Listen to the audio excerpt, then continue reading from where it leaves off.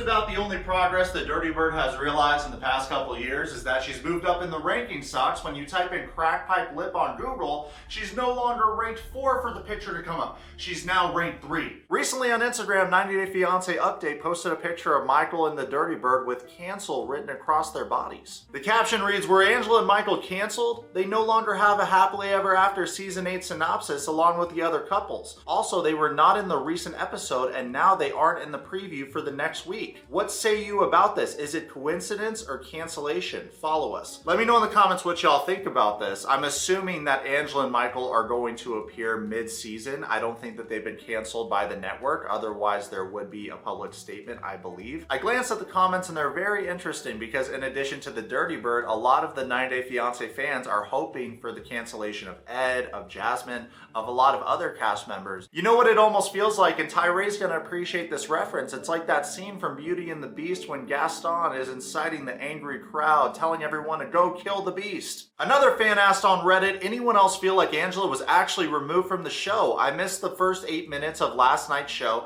so if they covered this on air, I missed it.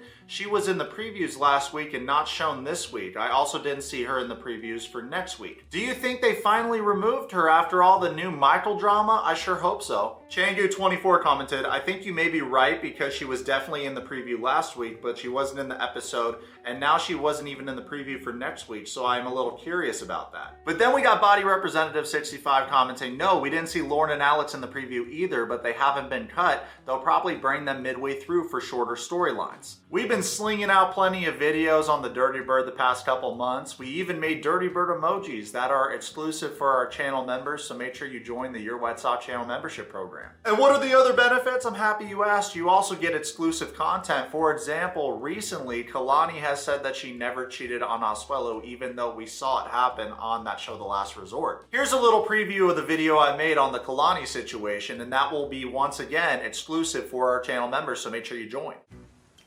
And I really was gonna just go and talk and try to figure out my feelings for him and my feelings for the other person. But then we ended up doing other things. I didn't cheat. Jussie Smollett gonna keep lying until you say we don't believe you. Part of the reason why I've been making so many Dirty Birds as of late is, one, it's what y'all want to see every time we go over to our community tab and I list a bunch of different videos that we can make. The video topic that receives the most votes is the Dirty Bird saga. Secondly, there's new information that keeps coming out about the topic, and I don't see a lot of other people covering this particular topic because the majority of commentary YouTubers that make videos on 90 Day Fiancé are covering the show, not the drama that is unfolding off camera. Thirdly, I find the situation baffling that she's still being aired on TV and collecting those TLC checks when she's an abuser, she's a criminal, and she raised a daughter that is a child molester. Not only is Dirty Bird Jr. Scottie Deem living in the house with all these grandbabies, but she's filming them and posting them dance to rap music on TikTok, throwing it back. A lot of these dances are very provocative, and I'm not sure how that's allowed given her history. But there's a lot of things that I'm uncertain about when it comes to why she's not in jail. I would love to know your thoughts on the matter, and I'm going to be researching throughout this video, so make sure you stay until the end. But the Dirty Bird fan club had some very interesting accusations that they made about the reasons why Scottie is not in jail. I was at Angela's house, and we were there because her daughter was sick, and we were helping her out. Because people don't understand the relationship that I have with Angela. They all think that, like, you know, I'm a shitty blogger, and I'll do anything it is to do to get a story. And I've been at this for a decade, like, you know. So we were there at Angela's, and Angela wasn't even there because we were trying to help out her daughter, you know, Scottie. I can't talk about Scottie, but f it, Scottie. Hey, dab me up, John. Now we have confirmation that Scottie is not only living at the house, but she was the one that was very vocal during their live, saying a whole bunch of things about Michael. Some fans were confused and thought that that could perhaps be Skyla, Angela's other daughter, but we know it was Scottie. And for his earlier point, Just because you do something for a long time, it doesn't mean that you're necessarily good at it. And I understand that some people think that you'll do anything for the story, but it doesn't really prove your point, because the point that you're trying to make is that you're a ride or die friend.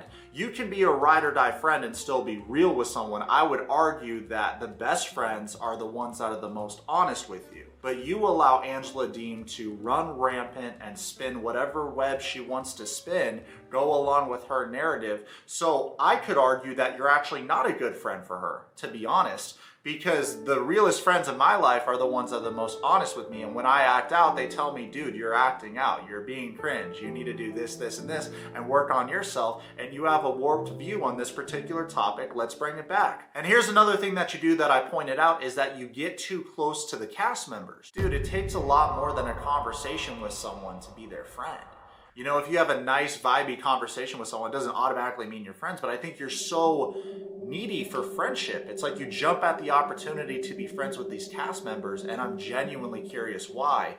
As someone that has made that mistake in the past, you know, when I started getting close to Stephanie, there were a lot of 90 Day Fiancé fans and my own subscribers that were showing up for me and telling me, Nick, this is not the move. And for all of those people, thank you so much for being honest with me. I mean, I don't take offense to it. I took offense to it back then probably, but I didn't hide your comments or anything like that. I don't hide any comments. And that's another thing I say. Sorry, I'm going off on tangents here. It's so cringe. It's such a pussy move to do that. And you know who else is doing that outside of the 90 Day community? The people that are interviewing Dan Schneider. Have you seen that docuseries, A Quiet Place, The Dark Side of Children TV, or whatever the title was? I watched it the other day, and I'll tell you what, I was horrified.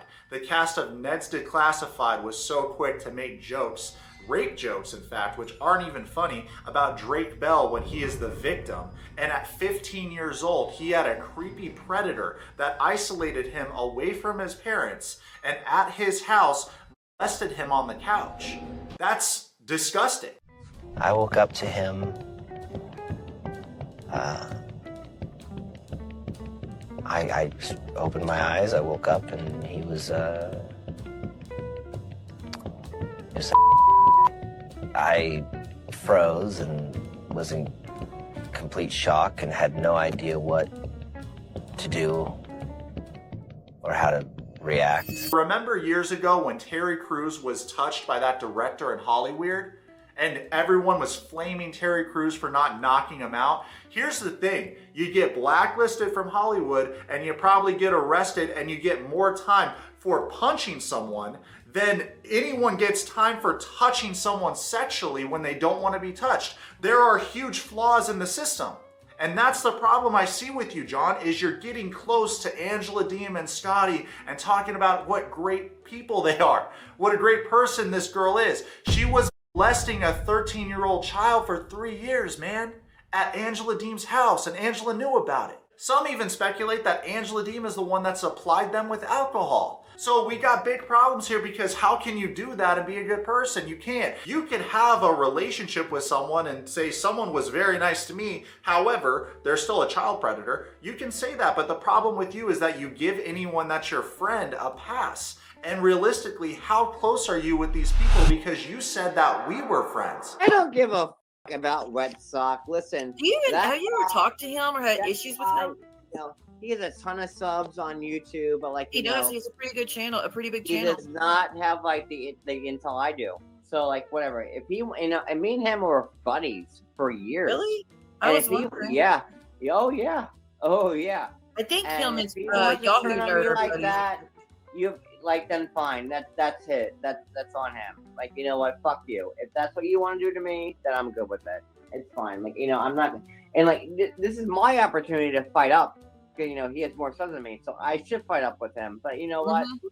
It's not worth my fucking time. Buddy, we have never been friends, and I'm not trying to be mean to you. I'm trying to really understand how you think about things, because just because we've talked the past couple of years about cast members and Final Fantasy on occasion, about YouTube and about Instagram and about how to get videos monetized, we've talked about things here and there, but that doesn't mean we're friends. We've never met in real life. We've never developed a friendship. And that's the problem, is that you're so quick to be someone's friend. Oh my God, I got the inside scoop. I'm friends with the cast member. But later you turn on those same cast members that you label as friends. And I don't have a problem with you, so I'm not sure why you're getting so butthurt about the situation, because realistically, it's not about you. It's about the Dirty Bird. It's about your inappropriate friendship with the Dirty Bird. And if you pride yourself on being a 90 Day Fiancé blogger, with great power comes great responsibility, right? As corny as that is, Uncle Ben said that in Spider-Man, and it left a lasting impression. And obviously, at a time period in my life, I didn't listen to the advice because I got really close to Stephanie Matto, and a lot of socks and a lot of fans were real with me and said, dude, that is so cringe.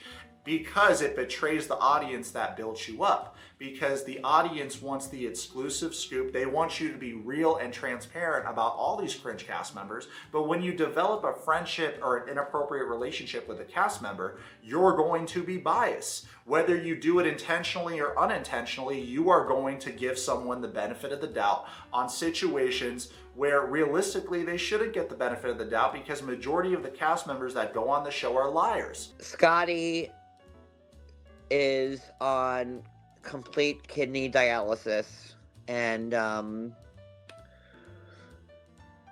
every day she has to go to dialysis like 3 times a day. Like it's really bad. She needs like a kidney, and the rep that Scottie got was not accurate. And Scottie is a great girl. We're going to agree to disagree on that. Well, respectfully. see what you don't know. You don't know what I know. Okay. Dude, it is not only wildly inappropriate, it is misleading, and it is false to say something like that. Because here's the thing, she is a convicted child molester. If she didn't in fact do those things to that kid, there would be a public statement about that. The court would say something. There would be a bunch of articles about the situation, and there isn't. So you can't say stuff like that, man. You can't give someone a pass because they're on dialysis. To be honest with you, I don't know what the moral take here is, because lately I've been hoping that majority of the child molesters or the people that harm children get life sentences or death. And I know, but there was nothing about that case that wasn't really bad. Scottie got sentenced to 20 years. She served 2 and came out because... Yeah, I don't know how that happened. The courts found, because it wasn't true. What, do you think I'd be, like, hanging out with them if Scottie was, like, what they claim her to be? Yes, you would, because anytime you become friends with a cast member, it's like every bad thing they've ever done goes out the window, and you just start furiously defending them in face of the evidence.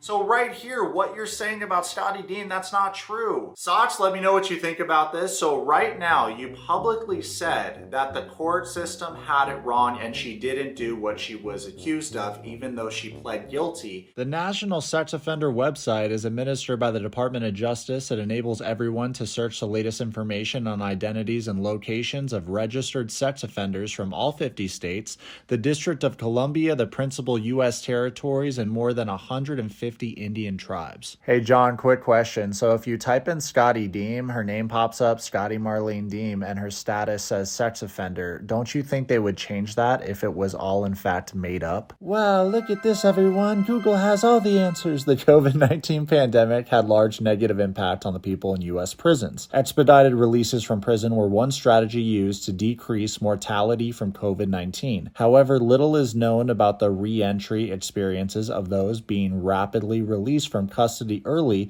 in the pandemic. Well, the timeline checks out for when Scottie Deem was released, and as we know, when we type in how long does parole last, the answer we get is most cases the length of parole depends upon the crime that was committed and the behavior of the criminal. Typically, parole will not last longer than 5 years. However, parole can last for the rest of the prisoner's life. Maybe we have a future in true crimes because we just solved this case in about 5 seconds. Dirty Bird Jr.'s on parole. You lose. Yeah, I feel like you kind of had to hang out with her just because she lives there and it's Angela's daughter, so you had to put up with it. No. That would ruin me.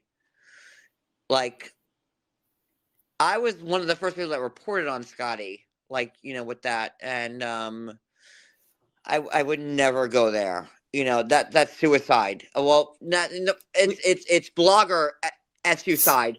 Like to do that. And This is another huge problem I see with you, man, is you talk about yourself a lot. It's not about you, it's about the story. And I think that's the problem, is that you involve yourself too much in these stories when realistically it's about what you're covering. You know, I know a lot of people aren't going to believe it, but like, you know, Scottie's not the demon that people think she is. And Scottie is one of my most favorite people on earth. She's funny and smart, and she is not, and I've spent a lot of time with them and Scottie, and you know, she's a good person.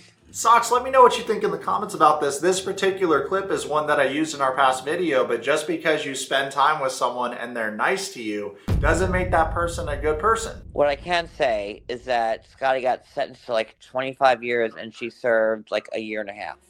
And she got released because we're talking about Scottie. Can you just like say something about, you're not helping me. What do you want me to say? I've already said it. What? She's an amazing person. She's one of our very, very good friends. She's family, and anything you ask for, she will bend over backwards and help you. Think about it. Think about it, guys, for a second. If Scottie was so awful, she would not have her kids in the same house as her. Like, you know, it's. I always wonder how she's able to be around because those she's children. not Because that person, Siwa. She's once not. you're registered as an offender, you can't be around children at all, I thought. Listen, the person already admitted to the cops also that it was all fake, that it was not real. And the police were like, that's not. It's not my story to tell. No, it's not. But I mean, it's. But if they came forward and said it was all lies and that they lied to the police, so wouldn't there be a court hearing to get that entered as an evidence that it was all lies and all fake? I can't speak on this. I probably already don't get yourself in trouble. I probably overstepped already. But what I can say is, like, you know, if Scottie was such a danger, she would not have her kids in her house or be around kids or anything else. You know, and that's it. You know, Crazy to see someone go so hard to defend a convicted child toucher and the mother that is abusive both on and off camera. But you know what's interesting about this is that you believe them at face value, man. When realistically, I wish that you had more empathy for the victims of both of these women. You know, let's talk about Scottie's victim for a second. Imagine that. Your mother trusts Scottie to watch you. So the mother drops you off, and this is supposed to be your guardian. You're 13 years old, and she all of a sudden starts molesting you. Where are you gonna go? You're 13 years old, you're in Hazelhurst, Georgia. It's probably one of those situations where there's a house and there's woods and then there's another house. What are you gonna do? Are you gonna call 911? Who are they gonna believe? A little kid or the adult? It's gross to see, dude, because you have so much sympathy for these immoral, disgusting creatures. But what about the kids? In another live video, or the same live, he said that he hates liars when he was talking about me, saying that my dad is Nicolas Cage. Obviously, my father is not Nicolas Cage. That's Googleable. That was a running joke in our community because a lot of Wetsock said I look like Nicolas Cage. And then one day I was like, yeah, it's my dad. And everyone thought it was funny. And we thought it was funny to troll because we originally started off as a troll channel, hence the name Yourwetsock. It wasn't to be taken seriously, right? However, on technicality, I did lie about my dad being Nicolas Cage, if we want to be technical about the situation. So I apologize for that to everyone that I offended, but it was a running joke in our community. You fight up, not down, Siwa. That's what I always told you. You fight up, not down. You fight up. And, like, if he wants to keep coming at me, like, I thought he made... Is there a lot of videos he's made against me now? Oh, well, they're geared toward Angela, but you're mentioning every single one of them, of course. Oh, okay. Well, God, I wish people...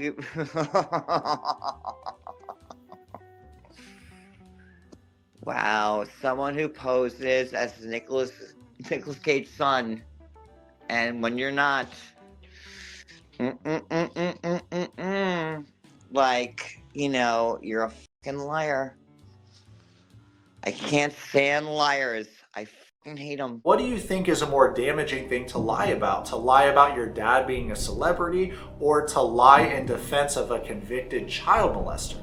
Ask yourself that, man, because really you're going so hard in the wrong direction. Like, I wish you didn't get so butthurt because, like I said, the videos aren't about you. The videos are about fan culture. The videos are about you priding yourself on being a 90 Day Fiancé blogger, but then putting those same people on a pedestal and believing everything they say at face value. There's something wrong with that, don't you agree? That right there betrays the audience that built you up, that has watched you for the numerous years that you've been doing that, and that's the point I'm making. I'm not personally attacking you. I'm not coming at you. I haven't insulted your looks, but you said something about my hair, and it's like, dude, you look like Sid the Sloth. Now I insulted your looks. You look like Sid the Sloth, and you're talking about what I look like? I tried to take the high road. I really fucking did. I did. I tried, and like this asshole who claims to be Nicolas Cage's son, like wants to keep coming after me. Well, fuck you. Well, are you maybe gonna watch the videos first before you go to war, or No, I don't need to. Fuck Okay. him. What do I need to watch, Siwa? What? Him saying I mean, I'm liar? not gonna What? skirt around it and say he's nice to you in any way, shape, or form. He's definitely not. He's definitely Has he very been nice vocal. to me at all in these videos? Was he nice to me? Oh no, he's not been Okay, nice so to what- you so or then anybody. why do I need to watch it? Why? I don't know, just to see if it's as I don't know. I don't to see if it's worth it. I See, guess. Here's the difference between me and him, Siwa, and me and the haters. Like, I don't need to watch that. I don't need to listen to the haters. I don't because they're haters and they're liars. Like, and And your reactions to said videos speak volumes about your character because you continue to defend these people. You switch your Instagram account to private, and then you talk about me on whatever live this was. I don't know. I didn't watch the live. One of my subscribers sent me the live video. But I just found it interesting because you're never the subject of the video. You're a side character in the video. Because the topic is about Angela and Michael, who are the main characters of the video, because they're the cast members on the TV show that we review on our channel. So it's interesting, your reaction, because it seems like you place a certain level of importance on yourself that we all look at each other like, dude, you're not that important, and it's not meant to be a dig at you. It's just that you're not the subject. But from your reaction, I can tell that you think you're more important than you are. Yes, people watch you because the cast members that you interview have slip-ups, like we saw with the 3-hour live that you posted with Angela and Scottie and the entire Dirty Bird household, because these kids were running around playing in the background. Y'all are banging on things. You're saying all kinds of cuss words. It doesn't seem like a safe environment for children. that's okay. If like you want to believe Michael, then that's on you. Believe Michael. Like, but like for him to keep attacking me, well then fuck you. And now, like, have you met me? Yourwetsock? Do you do you know what I'm about? Because I will fucking eviscerate you. And now that I'm fighting up, then I hope I get your fucking subs and followers. So fuck you, asshole. You told your audience that you pride yourself on being a 90-day blogger for the past 12 years. Well, why is it then that you're so afraid of criticism and you take criticism in this kind of way? Because when you post public videos on YouTube and other social media platforms, naturally commentary YouTubers are going to discuss the situation and talk about it. Especially when during that live, your face is what we see. We don't even see the Dirty Bird at any point. I got 3 lawyers.